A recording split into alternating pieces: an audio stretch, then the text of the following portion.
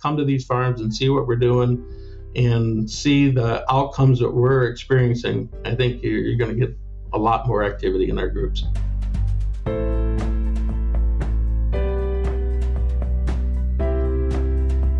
Welcome to Sustainability Leaders. I'm Michael Torrance, Chief Sustainability Officer at BMO. On this show, we will talk with leading sustainability practitioners from the corporate, investor, academic, and NGO communities to explore how this rapidly evolving field of sustainability is impacting global investment, business practices, and our world. The views expressed here are those of the participants and not those of Bank of Montreal, its affiliates, or subsidiaries.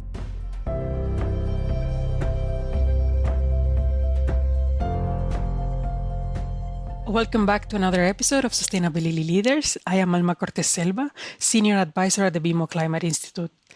In part 2 of our chat with Farmers for Sustainable Food, we will be covering the Lafayette Ag Stewardship Alliance Sustainability Project. We're joined by Lauren Bray, the Manager Director of Farmers for Sustainable Food, Paul Cornett of Cornett Dairy LLC, Board Member, Peninsula Pride Farms, and Jim Winn of Cottonwood Dairy, the President of Lafayette Ag Stewardship. On part 1 of this episode, we covered the Peninsula Pride Farms project and how it has benefited farmers and the impact it has had on the reduction of soil erosion, improvement in water quality, and yields, just to name a few of the benefits of the project. Now, in part 2, we covered the Lafayette Ag Stewardship Alliance project, another flagship project from Farmers for Sustainable Food. Lauren, do you mind starting us off again and then giving us an overview of the project? Yes, so the Lafayette Ag Stewardship Alliance, or LASA, is a farmer-led group as well, focusing on conservation, farmer-to-farmer learning in southwest part of Wisconsin, also facing challenges around water quality, similar to Peninsula Pride. LASA has 35 members, and 15 of those members have been participating in this sustainability project. They have collected 4 years of data that's been analyzed, and they will also be transitioning into a climate-smart project. So one unique part of this project is that there's also a dairy processor that's been involved in supporting it. Grande Cheese Company, where Jim's farm ships their milk, has been a supporter of the project from the beginning to try to make that supply chain connection. Now, it's not just dairy farms participating in this project, which I think is also unique. It's really a community approach, but we have some of that supply chain connected in because they're interested in supporting farmers in this work. Jim, now, why did you decide to join this specific project? And then, has it helped your farm? Have you seen changes? Do you mind talking a little bit about your experience? Sure. Like Lauren mentioned, Grande is my milk processor. So anytime your milk processor comes to you and wants to participate in a sustainability project, I'm all ears. So we are in our 5th year, correct, Lauren? And they wanted to take something back to their customers. The Nestle's company, for instance, is a vendor of theirs, and they want to be able to say that, a candy bar was produced from this group of farmers in Lafayette County with using great environmental standards. That was important to them, and it was important to us, and that's kind of how it started. I will say one thing, that our group would not exist without, like I said, I mentioned I was on the DBA and Edge board, so I was privy to that information. But when FSF came on board, they kind of took it to a new level. They're very instrumental in our group. We would not exist without FSF helping us. One of Lauren's counterparts is at every board meeting every month. They got a lot of support that they give to our group, and we can't thank them enough for that. For this project, Jim, what kind of practices did you implement? Were they similar to the ones that Paul implemented on his farm, or a little bit different? Were there more water conservation practices? And especially for non-farmers out there, if you don't mind simplifying the process for all of us. No, they're basically the same. Everything Paul talked about is the stuff that we've done. When we first started, we really centered on cover crops. So that's one of the things we kind of hung our hat on. In our area, we've been dairy farmers for all our lives, but we're a larger dairy farm. So all our corn is chopped in the fall. And we could see having bare ground in the winter was not the way to go. So we started the cover crop program in 2017. And it just seems like in our area, since our group started and we started pushing these cover crops, everything around here in the wintertime was brown, and it always bothered me. And I was telling my partner, I said, we got to start pushing so we get more green in here in the wintertime and spring. And And ever since we've done that, the cover crops in Lafayette County just exploded. Nobody planted cover crops around here prior to our startup. Now it's everybody's doing cover crops. So that was really one that kind of took us to a new level. Paul mentioned Houston Engineering. They were very, very helpful with our group. Another one, we have a technical college in our area that provided a lot of help for us, and they did a lot of, like Paul mentioned, it's a lot of work putting all this information in, especially when you're doing the financial end, which we're one of the farms that does the financial end. So there is a lot of information that we got to put into this program. So between Houston Engineering and Southwest Tech, they really helped us develop them programs and put all them numbers in for us. And it's just, we were pleasantly surprised when we started putting all our numbers together, how our conservation practices are helping our area. You just mentioned something very important. It seems that there's a peer effect from farmers to farmers learning. Yep. Well, farmers are creatures of habit. Like Paul mentioned, nobody likes to change. I think you got to go into these groups with an open mind. You got to think outside the box. And that's what a lot of our farmers did. And we got a lot of small farms in our area, a lot of large farms too. But our first field days was at one of our member farms. And a radio station was there that day that came up to me and they said, Jim, this is your first field day. What are you expecting for a crowd? And I said, if I got 15 to 20 people today, I'd be ecstatic. We ended up having, I think we had like 100 or 125. I could not believe it. And that's what we centered on that day. We did do some low disturbance manure injection talks and stuff that day, but we centered it around cover crops. And like I said, people, cover crops, what do you want to put cover crops in for? And once we started growing them and seeing, we had a great first 2 years of cover crops. I'm sure Paul can attest to this too. Cover crops don't work every year. It depends on Mother Nature. That year, it worked phenomenal. Everything was green and people started taking notice. And like I said, every year since then, the cover crops have exploded in Lafayette County. People that we thought would never be cover crop people. One of our member farms is a good friend of mine. He's a large grain operation. I mean, he is in tune to cover crops. I never think he would plant a cover crop, but he's my biggest believer in getting new members involved. So he's been a huge advantage for our group. But I think people, like I said, you got to come in with an open mind. Come to these meetings. It's harder to get farmers to meetings every year. It's harder and harder every year. But if you can get them out to the farm for a little bit, come to these farms and see what we're doing and see the outcomes that we're experiencing, I think you're going to get a lot more activity in our groups. Going back to one important aspect that you mentioned, which is water conservation, why was implementing this type of practices and then implementing conservation water practices in southwestern Wisconsin so important? And have you seen changes in the water retention of the soil since you've started the practices? Yeah, I believe it was our second year, our group, actually, we funded our own county's participation in a 3-county-wide water study because there was a lot of wells coming up in the area that were, not good. We participated in the SWIG study, and I think people took notice of that. The community members really took notice, hey, we got a watershed group that's going to pay the county's way to participate in this program. I think that really impressed a lot of people about our watershed group. But anyway, once we got into that study and started showing the outcomes of that, everybody blames agriculture. Well, agriculture wants to be the solution. We want to help be the solution.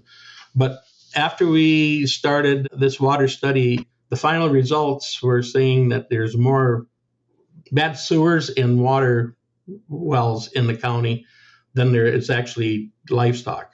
There is some livestock infecting the wells, but the majority of it's bad sewers and poor wells. So that was, as far as water quality, that kind of started another situation for us to look at in our county. And I think we really, really helped instill in the people that it's not all farmers doing that. It's personal stuff as far as like sewer problems and water wells. So that kind of took it to another level. What have you seen on farm profitability? Have you seen increases in yield or increases in cost since you've implemented these practices? What has been the experience at your farm? Well, like I said, it's astonishing. Like we always thought we're doing a good job. This field print platform puts it in black and white for you. I encourage you to go on our website. We got all the figures on tons of soil saved and I think Lauren can attest to that, correct? We got that all on the website. I can't think of everything as far as number-wise what it's saved, but we're above the average for everything that they're measuring right now. And that's what really, I think we've got at least 2 more members that are going to be part of the financial part of the program this year. So, people are catching on to that, and it's really, really helping our group. Yeah, I'll just chime in to say that from the study with this group, implementing environmentally friendly practices into cropping systems shows that there's an advantage in many areas that farms are typically monitoring, including yield advantage, a profitable net return per acre, and positive on-farm sustainability metrics. And all the farms in this study showed improvement without increasing their input costs. And many of the practices we looked at actually reduced input costs. And for the financial people listening, farms in this project show stronger current ratios and term debt coverage ratios than the average farm in Wisconsin. And all farms are above industry benchmarks. So I think, again, just really great positive story for conservation on the financial side with this study. Was that the result that actually puzzled you more and then shocked you more? The financial aspect, Lauren and Jim, when you saw the results, was that the aspect that struck you the most about the project? Was for me. There's no doubt. It was huge. Yeah. Every year we have a farmer-to-farmer meeting. So not only do the farmers get individual meetings with the experts to understand their individual farm reports and scores. So it's not just you participate and you get a printout of your information. You don't understand how to use it. We give opportunities for you to learn more about the scores and the metrics. But we have a farmer-to-farmer meeting each year, open to all participants, where we bring in the people who ran the numbers and they talk about the outcomes. And during the financial presentation, that's when everybody's ears really perk up and they get excited to learn more, because at the end of the day, that's how you run a business, is on the financials. This is a question for the 3 of you. What would you say is the best way or the most successful way of promoting sustainable practices among farmers? And then what's the hardest obstacle to convince farmers to join into the different projects? As I think both of them have mentioned, I really think it's the farmer-to-farmer interaction and those conversations. And these farmer-led groups, these sustainability projects are giving us a reason to get together as farmers, to network with one another, talk specifically about conservation and these topics. I think the biggest challenge, again, change is hard. There's a traditional way of thinking oftentimes in agriculture, yet I'm really inspired as a young person in the agriculture community with my husband and our family farming. I think there's so much opportunity, and you just have to be willing to try something new and change. And I see a lot of that in the next generations coming on the farms, and the generations that have come before us. Many of them did new things and implemented new technologies. So we just have to keep pushing the envelope like any other business. Do you share the same views, Paul, Jim, about the challenges? Yeah, that was very well said. Not surprising. I will say that Lauren and the rest of the crew at FSF are outstanding to work with. They do really good work, and they're fun to work with too. So that's part of the picture too. With that, then I'm going to have to follow up, Lauren. How can farmers that are listening in join in or sign up for the programs? And if they may not be located in the areas where you're targeting, are there sister organizations around the country that they can join? Great question. So we mentioned a little bit about our Climate Smart project, or USDA's Partnerships for Climate Smart Commodities grant program. So that is really under the Edge Dairy Farmer Cooperative umbrella, as well as Farmers for Sustainable Food. You'll be able to learn more on our website, farmersforsustainablefood.com. So you can Google it and look at our website for more information.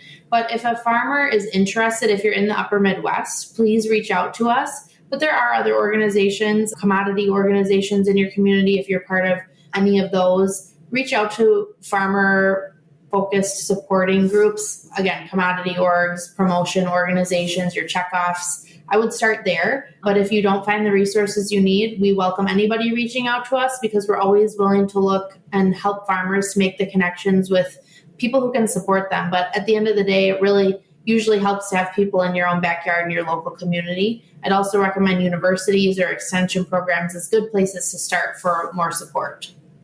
I'd like to make a comment quick about getting, farmers together and changing their attitudes. And I'm sure Paul sees this with his group.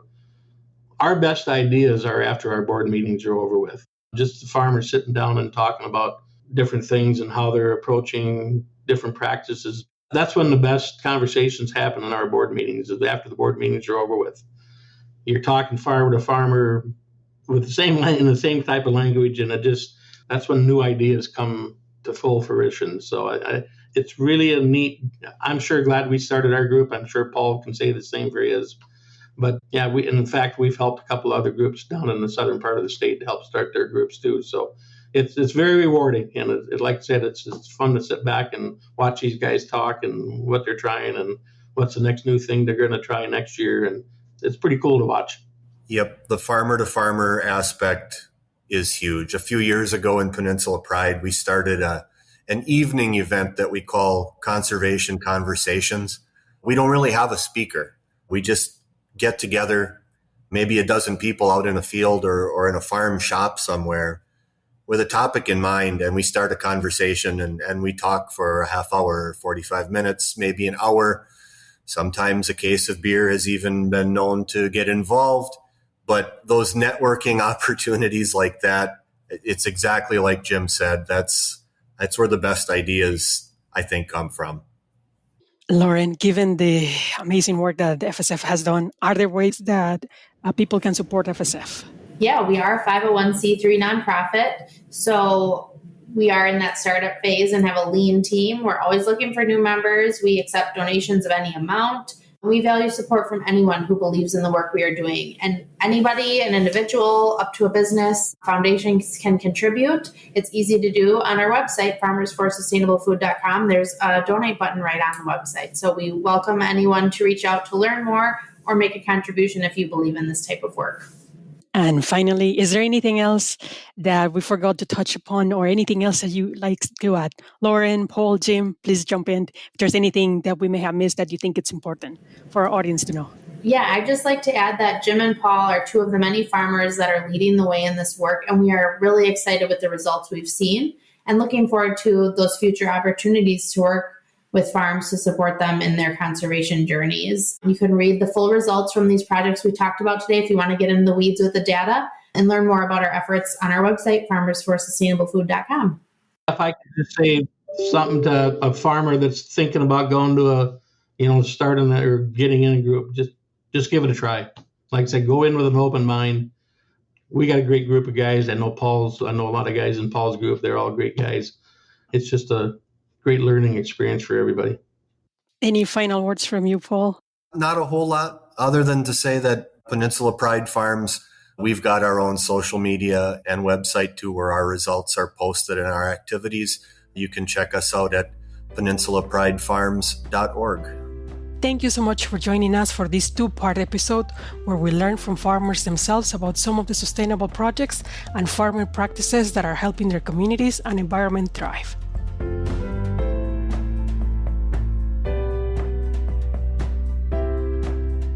Thanks for listening to Sustainability Leaders. This podcast is presented by BMO. You can find our show on Apple Podcasts, Spotify, or your favorite podcast player.